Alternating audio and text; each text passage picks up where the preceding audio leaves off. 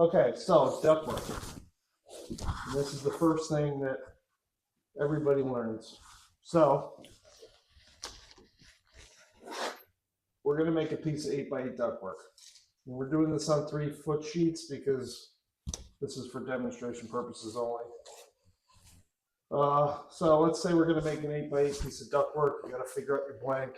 I've already cut the blank, but so 8x8 piece of duct, 4 sides, it's 32. You have to add your allowances. So 1 inch for Pittsburgh, 1/4 inch for the other end of the Pittsburgh. So that's going to give you 33 1/4, which I've already cut the blank. So as far as marking stuff up, if you're working with other people in the shop and you got to sort of communicate on metal, the mark for a Pittsburgh, pretty much that. You may have your own marks where you're working. You know, inside bend, you could write a 1/4 on there if you want. Some shops use bigger Pittsburghs. This is a residential machine, so it only uses 1 inch. But when you get into some of the commercial shops, you may see 1 1/4 Pittsburgh machine. You may see 1 1/8. You may even see a 7/8 machine, but you have to see what that is and allow for that. But here we're using 1 inch. So our blank is 33 1/4. We have a 1 inch allowance for the Pittsburgh, 1/4 for the seam. I don't like laying out marker, but you guys won't be able to see anything if I don't. So we've added 1 inch there. So now we're going to go down again 8x8. And we're going to lay out our marks. Obviously, we've got to add, so we'll start 9, 8, 8 again. And then we should end up with 8 1/4 on the end because we need the 1/4 for the seam. So there's another 1/4. Okay. Mark your ends. You don't need to mark the whole thing. You risk cutting yourself. Okay. And notchers, there's different notchers. These are 3/4. They make a 1 inch. And residential.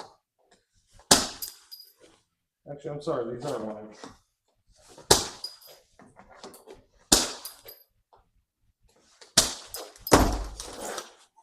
Cut notches out.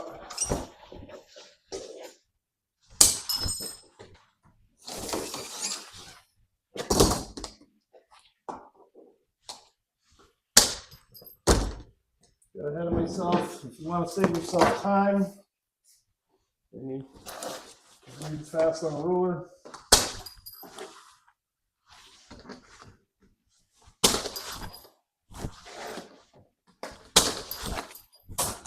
Have to mark everything.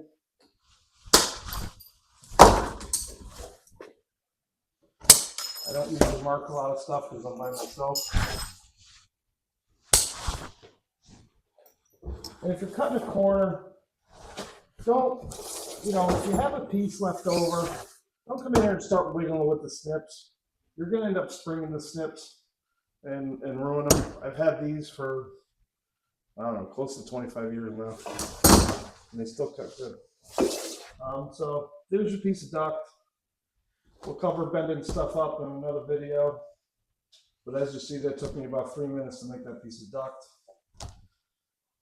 Not much more. If you think of, please like and subscribe. We'd love to see you come back. We're going to be doing some live videos at night. And we'll be bringing you more stuff throughout the week. I think this week we're going to do a plenum. And we'll show you that. And then probably a couple days after that, we're going to do a return plenum with a filter, and we'll go from there. But I want to get you guys started out with basic stuff. And again, like and subscribe. Hope to see you come back. See you soon.